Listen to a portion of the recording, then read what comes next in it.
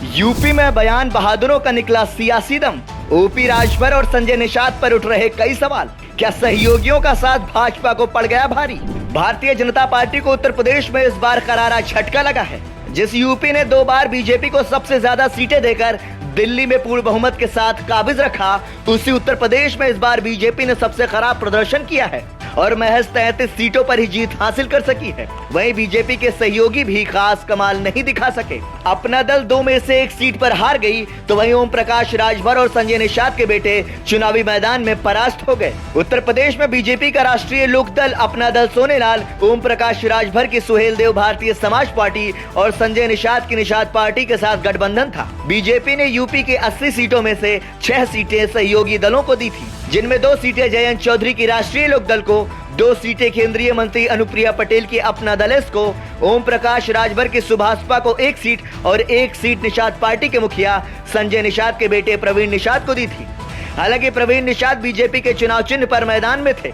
BJP के सहयोगी का हुआ बुरा हाल। यूपी चुनाव में बीजेपी के सहयोगी दल भी अच्छा प्रदर्शन नहीं कर सके। राष्ट्रीय लोकदल ने दोनों सीटें यानी बिजनौर और बागपत सीट पर जीत दर्ज की, लेकिन पूर्वांचल में 2 सीटों पर जीत दर्ज करने वाली अपना दल एस को जीत के लिए कड़ा संघर्ष करना पड़ा। मिर्जापुर सीट से केंद्रीय मंत्री अनुप्रिया पटेल ने सपा प्रत्याशी को 37,810 वोटों से हरा दिया, लेकिन बगल की सीट यानी रॉबर्ट्सगंज पर अपना दल की रिंकी कौल को चुनाव मैदान में हार का सामना करना पड़ा। वहीं ओम प्रकाश राजभर बड़े ओबीसी नेता होने का दावा करते रहे हैं और बयानों को लेकर खासे सुर्खियों में बने रहते हैं, जबकि उनके बेटे अरविंद राजभर को घोसी लोकसभा सीट से उम्मीदवार बनाया गया था, जहां से उन्हें हार का सामना करना पड़ा है।